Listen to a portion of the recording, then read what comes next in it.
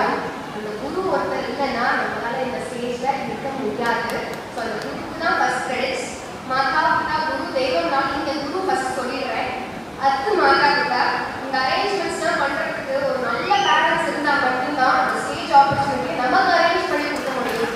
ஏன்னா என்னோட காலத்திலேயே வந்து எங்களோட பேரண்ட்ஸோட இதுனா அந்த அளவுக்கு இல்லைனாலும் இப்போ எந்த ஜென்ரேஷனுக்கு பேரண்ட்ஸோட கோஆபரேஷன் வந்து டீச்சருக்கும் சரி ஸ்டூடெண்ட்ஸ்க்கு அந்த குழந்தைங்களுக்குமே ஒரு பெரிய விஷயமா இருக்கு. மாதா பிதா குரு தெய்வம் ஒரு பர்ஃபெக்ட் காம்பினேஷனாக வந்திருக்கு.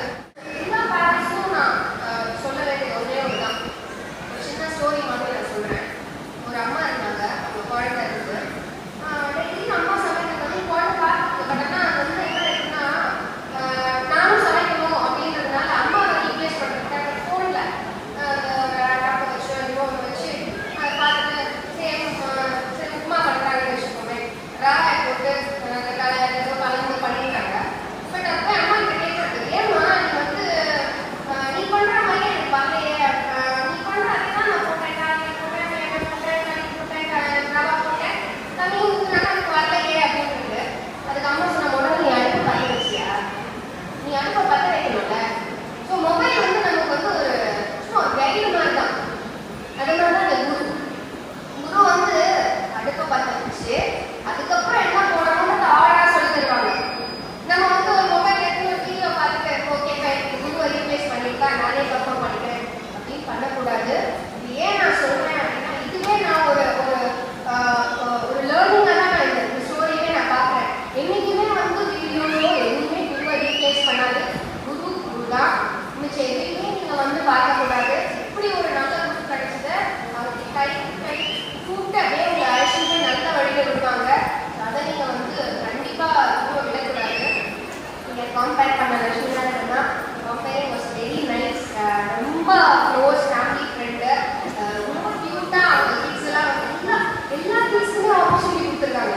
சின்ன ஸ்டேஜோ பெரிய ஸ்டேஜோ ஸ்டேஜ் கிடைக்கணும் இல்லையா குழந்தைங்களுக்கு. அது மாதிரி ஒரு குட்டி பசங்கனால அந்த கோலாட்டம் பண்ணுற பசங்களாக இருக்கட்டும், மண்டை மட்டும் ஆட்டிட்டு அழகா அவங்களுக்கு தெரிஞ்சது அந்த அப்சர்வேஷன் தான். அப்சர்வ் பண்ணி பண்ணுறத டீச்சர் கிட்ட தான் கற்றுப்பாங்க. நம்ம பேரண்ட்ஸ்லாம் இருக்க மாட்டேருப்பாங்க. என்ன உட்காந்துட்டே இருக்காங்க பசங்க, உட்காந்துட்டே இல்லை பார்க்குறாங்க, விஷயத்தை பார்க்குறாங்க, இல்லை எடுத்துக்கிறாங்க.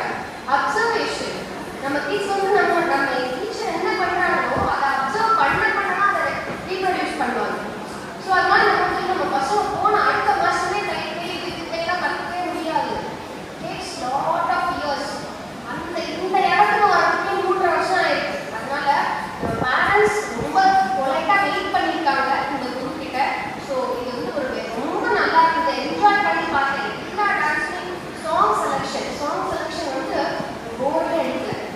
ஏன்னா போர்டு வச்சு நீங்கள் 4 பேர் எடுத்துகிட்டே இருக்கீங்க.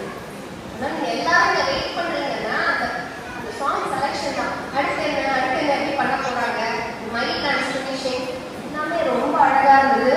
ஸோ ரொம்ப நன்றி என்னை சீஃப் கெஸ்டாக கூப்பிட்டதுக்கு வைஷ்ணவி அக்காக்கும் அண்ணாக்கும் சார் ஹைஸ் லகுமூர்த்தி சார் ரொம்ப நன்றி. Thank you. Thank you, ma'am. Thank you for the wonderful speech.